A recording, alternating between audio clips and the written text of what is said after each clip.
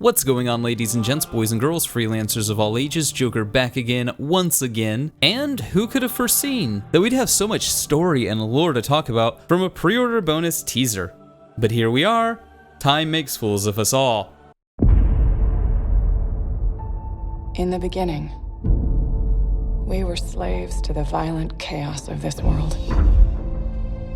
But there was one among us who rose up to lead us out of darkness. The ones who followed became the Legion of Dawn and protected those who could not protect themselves. In the end, she traded her life for our future. It is in her honor that we fight. And it is her legacy that will carry the day.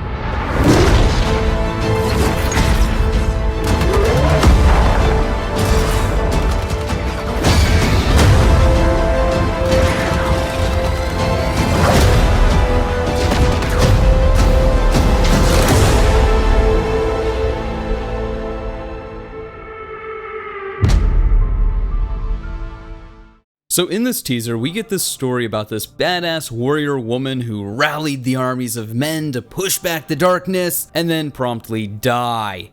Where have I heard this before?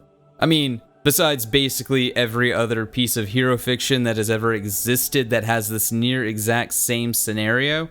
Well, we did have this exact same scenario play out in another BioWare game, Dragon Age Origins. In Dragon Age Origins, we're first introduced to this sacrificial warrior woman who started as a slave, rose up to gather the armies of men to push back an evil force, and then was betrayed and promptly died. Okay, there's more to it than that, and we'll get into the details of that later, but you get the gist of it.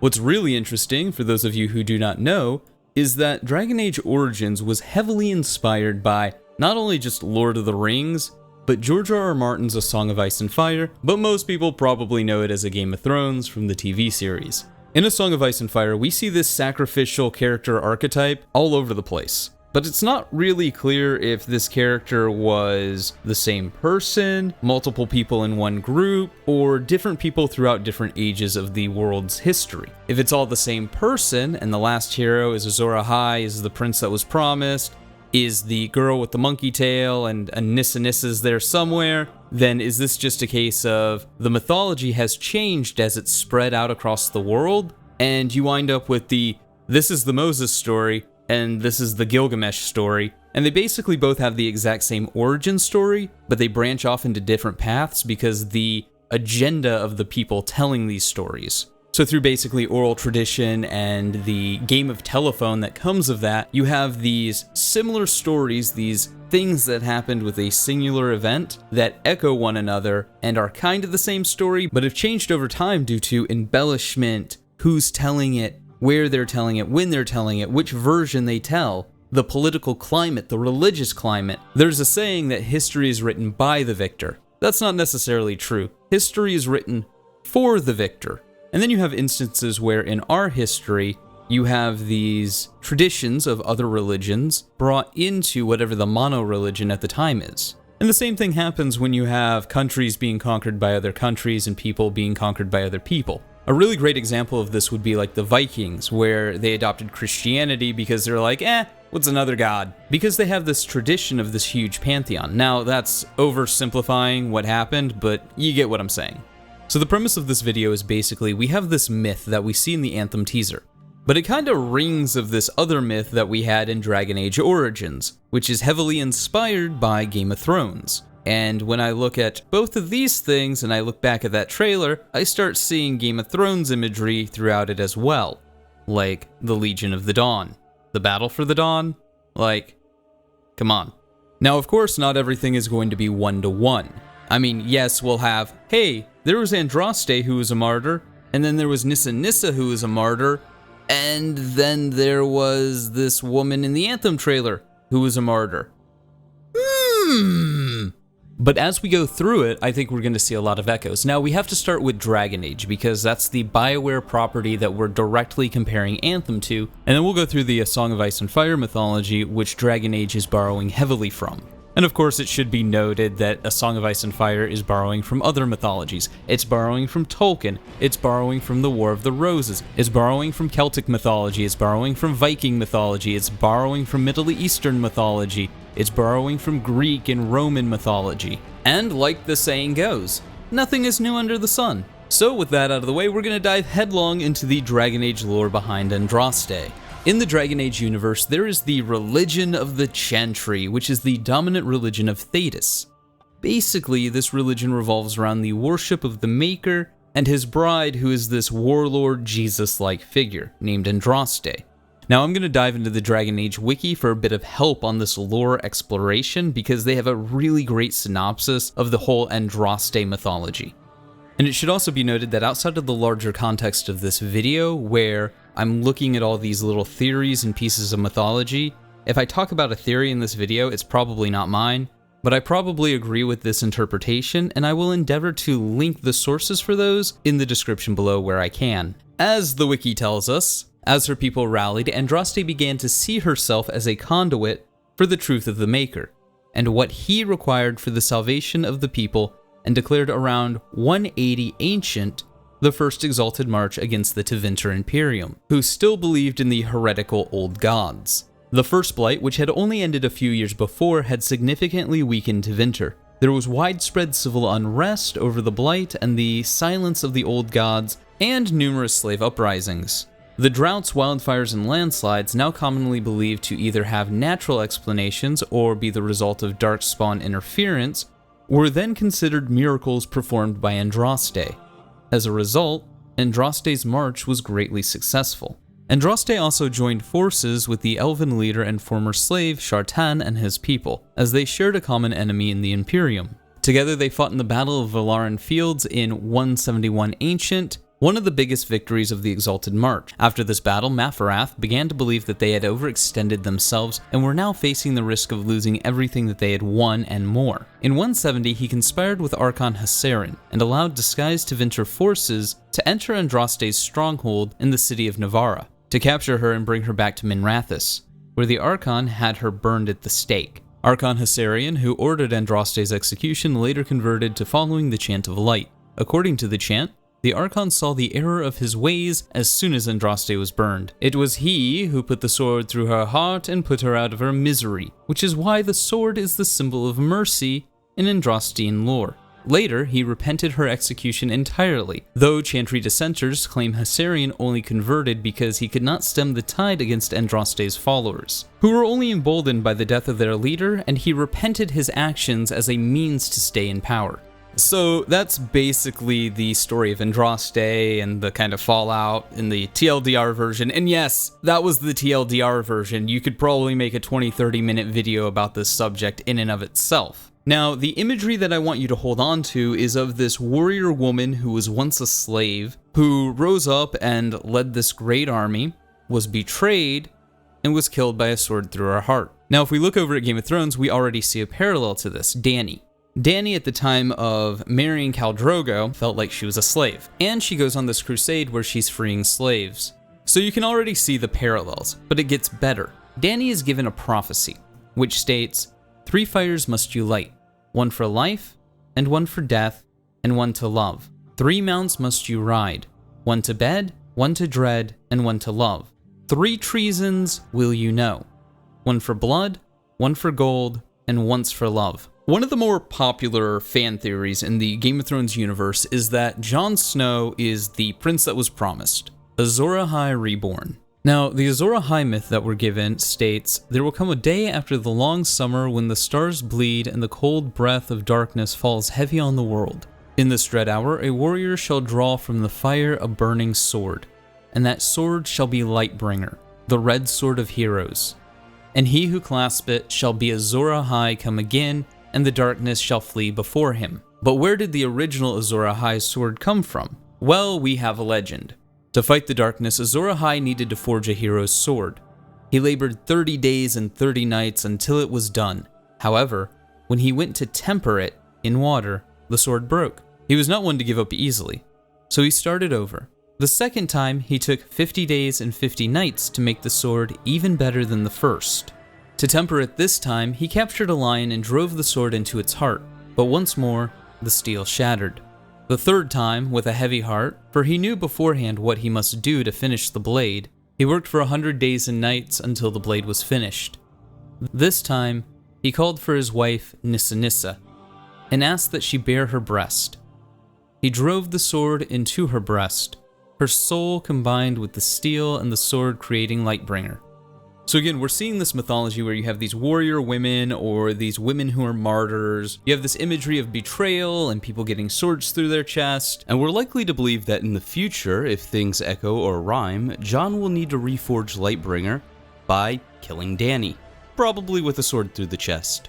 Unless John is Lightbringer. So here I want to talk about some symbolism, and I think this is a great example to get into. Before we get into some more complex, wait, what stuff? In the A Song of Ice and Fire books, Azor Ahai is often interchanged with the myth of the prince that was promised by a character named Melisandre, which probably means we're supposed to interchange a lot of these mythological characters because the people in the world do it as well. So there's probably some truth to that, where they all come from one origin story, and that's the true story, but we'll never know which one is that true origin story. That being said, the character of Melisandre often gets things wrong. Now, getting back to the prince that was promised. So basically, the prophecy that is the prince that was promised is what led to all the political events leading up to A Game of Thrones and beyond. See, this Prince Rhaegar believed that his son would be the prince that was promised, and that the dragon must have 3 heads. Long story short, his wife at the time could only have 2 kids, but the dragon had to have 3 heads. So Rhaegar went out and got himself another wife, except the woman that he shacked up with was betrothed to this other dude named Robert Baratheon, and Robert Baratheon wasn't really happy about this. Also, Lyanna and Rhaegar didn't tell anyone what was going on, so people thought that Rhaegar kidnapped Lyanna. A lot of things went down. It led to a civil war that was already kind of brewing, and yeah. So, that's the politics of Game of Thrones up until the point of Game of Thrones, and then even after, as people are still feeling the fallout of what happened then. Long story short, this little prophecy caused a lot of shit. However, when Rhaegar and Lyanna got together, this union would end up creating Jon Snow, who everybody thinks is Azor Ahai, the prince that was promised, and has all this symbolism around him. However, if you want to go 3 levels deep, at one point Rhaegar thought he was the prince that was promised. So if you want to look at it metaphorically speaking, if Rhaegar was the prince that was promised, and Jon is the sword on the wall who is supposed to save the world, then metaphorically speaking, Rhaegar sticking his sword into Lyanna, his penis, and Lyanna dying giving birth to Jon also parallels that Azor Ahai myth. And Jon can be seen as both Lightbringer and Azor Ahai reborn. Because if Rhaegar was the prince that was promised, or Azor Ahai, and Jon is Azor Ahai reborn, well, what they're saying is Jon is the son of his father. He is his father, reborn. You can look at it that way at least. All of that said, is there anything like that in Dragon Age Origins? Well, switching back to Dragon Age Origins, with all that mythology in mind, near the end of the game, the player character is told that when they kill the archdemon, they will die. For those of you unfamiliar with what an archdemon is, the long and short of it is the archdemon is an old god in the form of a dragon, who's been corrupted by darkspawn taint. Huh. Where have I seen that before?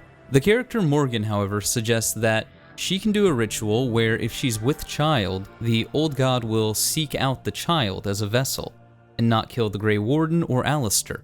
So here we see another instance of somebody plunging their sword, aka penis, into a woman to forge something that will help end the long night, the blight.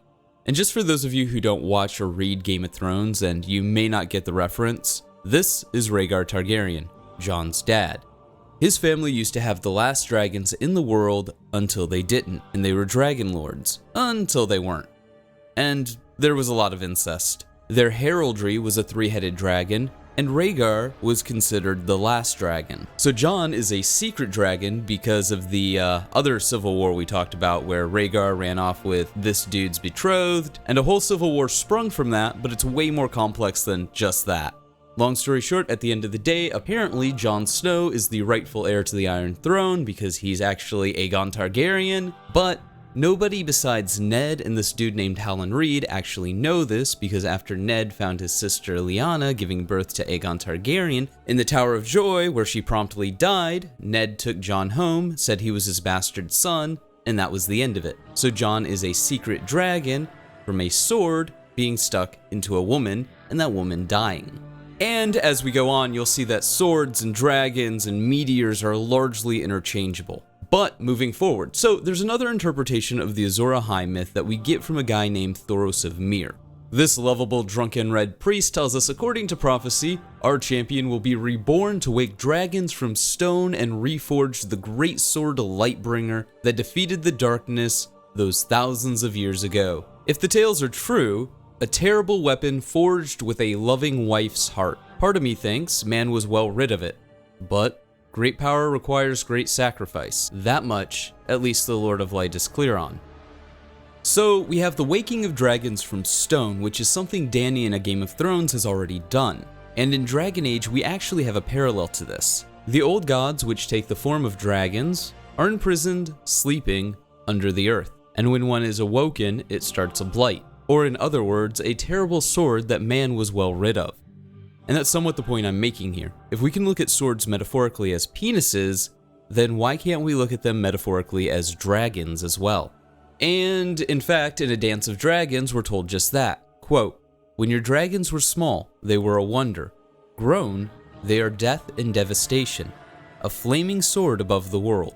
You know what else could be considered a flaming sword above the world and was also considered to be dragons by ancient peoples? Comets, meteors, random space debris, basically anything coming through the atmosphere. But unless we be accused of not being entirely comprehensive, there's a couple more legends that I need to talk about before I can tie all of this symbolism together. One of the legends that I previously talked about mentions the last hero who stopped the darkness. That legend goes, legends of the North state the last hero and his companions went in search of the children of the forest during the long night thousands of years ago. The only survivor of the company after attacks from giants, whites, and others, the last hero eventually reached the children and gained their assistance. The Night Watch then formed and won the battle for the dawn. This ended the generation-long winter and sent the others into retreat. Now we actually have a one-to-one comparison here between Dragon Age and A Game of Thrones. The Long Night and the First Blight parallel each other almost exactly. Going back to the Dragon Age wiki for a moment, they state that the First Blight lasted 192 years, occurring in 395 Ancient when a plague was unleashed upon the world. The deep roads, underground highways built by the dwarves, were swarmed with monstrous creatures that became known as the Darkspawn. These creatures seemed limitless in number and spread a taint that infected other living creatures, mutating them into monsters and corrupted and poisoned the very environment around them. The Cult of the Maker claims that this was the result of Tevinter mages entering the Fade through a ritual and attempting to usurp the Golden City, though dwarves and others discount this theory. Nevertheless, this invasion of Darkspawn, named the Blight, soon destroyed most of the underground kingdoms of the dwarves and spread to the surface world. Thedas was in chaos and entered a dark age. The Darkspawn were found to be led by an immensely powerful dragon tainted with the Darkspawn corruption. This creature was named an archdemon and believed to be one of the old gods worshipped by Tevinter. In 305 Ancient, after nearly a century of bitter war against the Darkspawn hordes, a group of veteran warriors came together in Wysop Fortress in the Anderfields, the western part of the Tevinter Imperium. Although Warden Legend sings of their leader Karnas and his pre-founding travels to recruit allies, other stories do not acknowledge Karnas' existence. Instead, they talk about a band of Anders soldiers who came together to hunt the archdemon and the sacrifice they made as they tried to save the world while their families perished. Regardless of whether Karnas existed or not, the different tales about the founding of the Grey Wardens imply that they were doing more than just gathering allies. They were also researching for better ways to fight the Darkspawn and to protect themselves from the taint. Those discoveries led to developing the Joining ritual. The Joining symbolically cuts their ties to all worldly concerns in order to dedicate themselves to fighting Darkspawn. So I know that was a bit dry and I do apologize, but the point that I'm trying to illustrate here is that in both instances, we have this war that spans generation after generation. Then we have these orders that formed to find the secret to stopping this cross-generational war. The Night's Watch formed around the last hero and they learned that Dragonglass could kill the others. The Grey Wardens formed to fight the Darkspawn and the Archdemon. They learned if they drank a dose of Darkspawn corruption with sufficient enough potency that it immediately affected them, rather than making them sick and slowly dying, that they could do things like sense Darkspawn, sense the Archdemon, that they were immune from the taint, but most importantly, they could land a killing blow on the Archdemon. How they figured this out, I don't know, but the series has a long history of deals with devils, so if that's true, and they made a deal with a demon to figure out how to stop the blight, then this would echo the last hero seeking out the children of the forest to gain the knowledge on how to defeat the others. And while this may seem rather disconnected, the battle to fight off the Long Night is called the Battle for the Dawn. Legion of the Dawn, led by a warrior who rose up with a badass sword and martyr symbolism all around them and died to save humanity. Well, that sounds familiar. Okay, that's basically every story ever told, but this flavor of symbolism really does echo the Game of Thrones, the Dragon Age type mythology. So, what was the Battle for the Dawn? In the midst of the darkness of the Long Night, the others emerged from the far north, wielding razor-thin swords of ice and raising the dead to fight the living. The children of the forest and their allies, the First Men, fought against them, but were driven southward by their advance. The others were eventually checked when it was discovered that weapons made of dragon glass could kill them. According to the song The Night That Ended, the first members of the Night's Watch rode against the others and drove them back north in the Battle for the Dawn. Maesters generally believe that the defeat of the others and the construction of the wall occurred 6,000 years ago, although true history states that these events were 8,000 years ago. But wait, there's even more. According to legend, the Golden Empire's first ruler was the god on Earth, the only son of the Lion of the Night and the Maiden Maid of Light, who traveled in a palanquin carved from a single pearl and carried by 100 queens, his wives. He ruled for 10,000 years until he ascended to the stars to join his forebearers. Dominion then passed to his eldest son, the Pearl Emperor, who ruled for 1,000 years. Power then passed to the Jade Emperor, the Tourmaline Emperor, the Onyx Emperor, the Topaz Emperor, and the Opal Emperor, each reigning for a shorter, more troubled time than the previous emperor. For wild men and beasts pressed the borders of the empire. Lesser kings grew proud and rebellious, and the common people gave themselves to sin. When the daughter of the Opal Emperor ascended to power as the Amethyst Empress, her envious brother cast her down and proclaimed himself the Bloodstone Emperor, and began a reign of terror and slavery, in which he practiced dark arts and necromancy, took a tiger woman for his bride, feasted on human flesh, and cast down the gods of Et to worship a black stone fallen from the sky. This blood betrayal, as it's known in the annals of the further east, ushered in the Long Night, with the Maiden Maid of Light turning her back on the world, while the Lion of the Night came forth to punish the wickedness of man. The darkness ended when a great warrior rose up to lead the virtuous into battle with the sword Lightbringer in his hand. But the great empire was not reborn, for the restored world was a broken place, where every tribe of man went its own way, fearful of all others, and war, lust, and murder had endured. And if we look at Dragon Age mythology, what started the first blight? The Chantry teaches us that it is the hubris of men which brought the Darkspawn into our world. The mages had sought to usurp heaven, but instead, they destroyed it.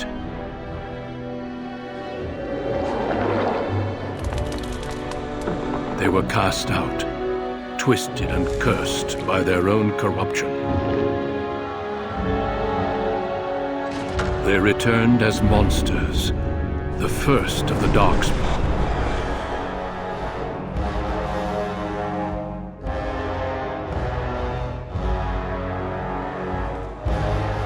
They became a blight upon the lands, unstoppable and relentless.